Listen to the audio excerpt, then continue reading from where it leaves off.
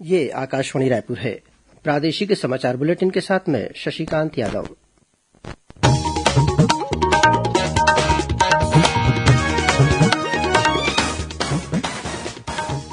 और अब पेश है आज के मुख्य समाचार।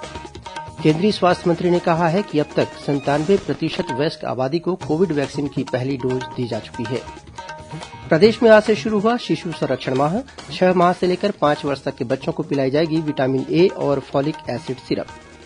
भाजपा के राष्ट्रीय सह संगठन मंत्री शिवप्रकाश और राष्ट्रीय महामंत्री तथा प्रदेश प्रभारी डी पुरंदेश्वरी 2 दिवसीय प्रवास पर रायपुर पहुंचे। कल विधायकों और सांसदों के साथ ही कोर कमेटी की बैठक लेंगे। और दुर्ग जिले में बीती रात हुई सड़क दुर्घटना में 4 लोगों की मौत।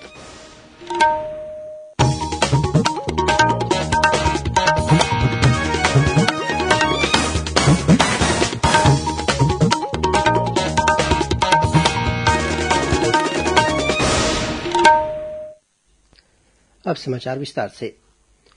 केंद्रीय स्वास्थ्य मंत्री मनसुख मांडविया ने कहा है कि अब तक 97% वयस्क आबादी को कोविड वैक्सीन की पहली डोज दी जा चुकी है। एक ट्वीट में उन्होंने कहा कि राष्ट्र तेजी से 100% पहली डोज उपलब्ध कराने के लक्ष्य की ओर बढ़ रहा है। इधर छत्तीसगढ़ में अब तक 1,68,69,000 से अधिक नागरिकों को कोरोना से बचाव का दोनों टीका लगाया जा चुका है। राज्य में टीकाकरण के लिए पात्र 18 वर्ष से अधिक उम्र के 82% लोगों और 15 से 18 वर्ष के 43% किशोरों को दोनों टीके लगा दिए गए हैं।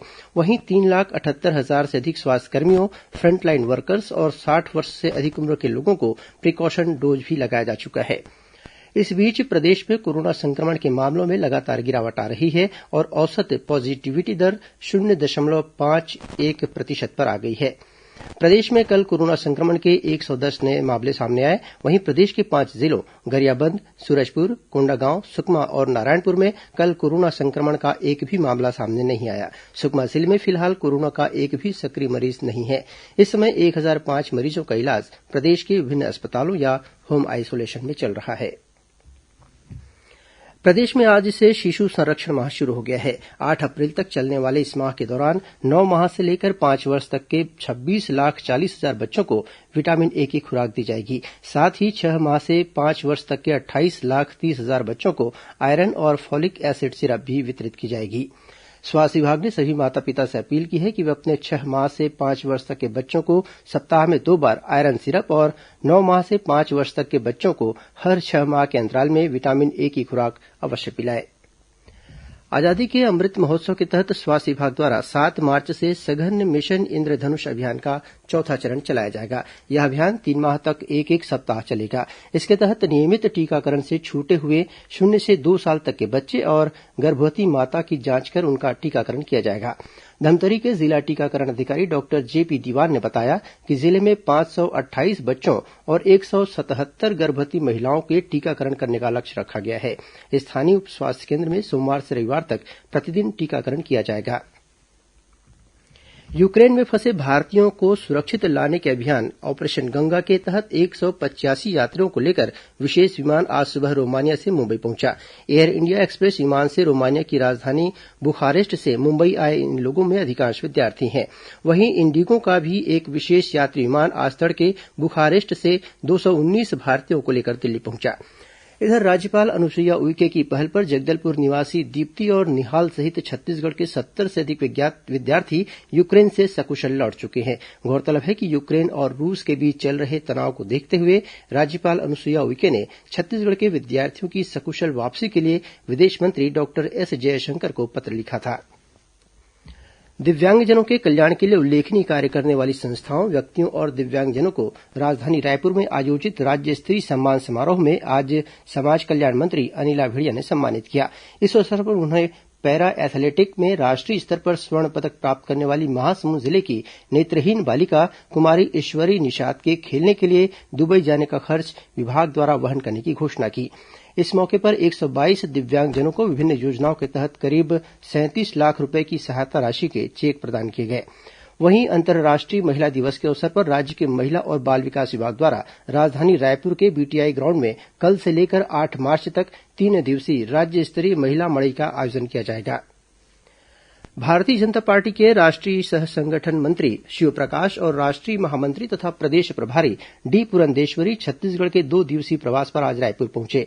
रायपुर विमानतल पर पत्रकारों से चर्चा करते हुए डी पुरंदेश्वरी ने कहा कि प्रदेश में जिस तरह से पत्रकारों पर हमले हो रहे हैं और बस्तर में पत्रकारों के उत्पीड़न के मामले सामने आ रहे हैं, उसे लेकर भाजपा गंभीर है। उन्होंने कहा कि आगामी बजट सत्र में भाजपा विधायक पत्रकारों से संबंधित मुद्दों सहित विभिन्न विषयों को विधानसभा में जोर शोर से उठाएंगे। प्रदेश भाजपा कार्यालय से मिली जानकारी के अनुसार कल 5 मार्च को सह संगठन मंत्री शिवप्रकाश और प्रदेश प्रभारी डी पुरंदेश्वरी विधायकों और सांसदों की बैठक लेंगे। उसके बाद वे भाजपा कोर कमेटी की बैठक में भी शामिल होंगे। प्रादेशिक समाचार आप आकाशवाणी रायपुर से सुन रहे हैं।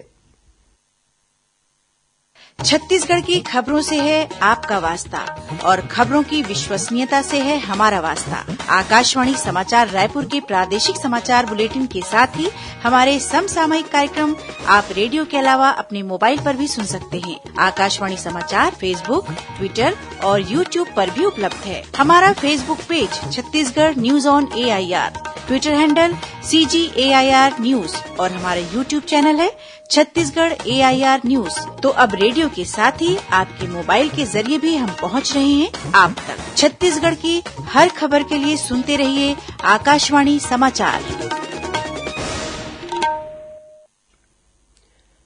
और अब आगे बढ़ते हैं बाकी के समाचारों की ओर। दुर्ग जिले में बीती रात हुई सड़क दुर्घटना में 4 लोगों की मौत हो गई।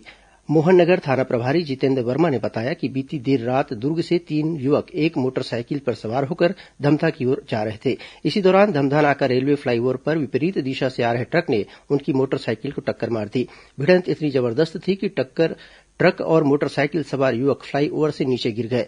ट्रक करीबन 15 से 20 मीटर तक रेलिंग को तोड़ते हुए फ्लाईओवर के नीचे खड़े पिकअप वाहन पर जा गिरा। इस हादसे में मोटरसाइकिल सवार 3 युवकों और ट्रक चालक की मौके पर ही मौत हो गई। मोटरसाइकिल सवार तीनों युवक दुर्ग के तकियापारा निवासी बताए गए हैं।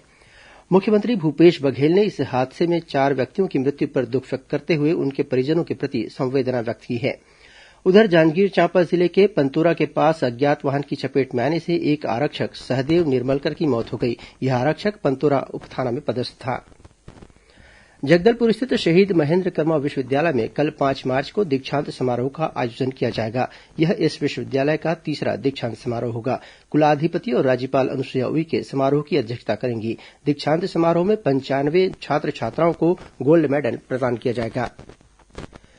छत्तीसगढ़ माध्यमिक शिक्षा मंडल की 10वीं और 12वीं कक्षा की परीक्षाएं शुरू हो गई हैं। परीक्षाओं को देखते हुए मंडल द्वारा हेल्पलाइन नंबर 180023434363 जारी किया गया है। इसमें रायपुर के अलावा दूसरे जिलों के भी परीक्षार्थी और पालक फोन कर अपनी समस्या बता रहे हैं, जिनका विशेषज्ञों द्वारा समाधान किया जा रहा है।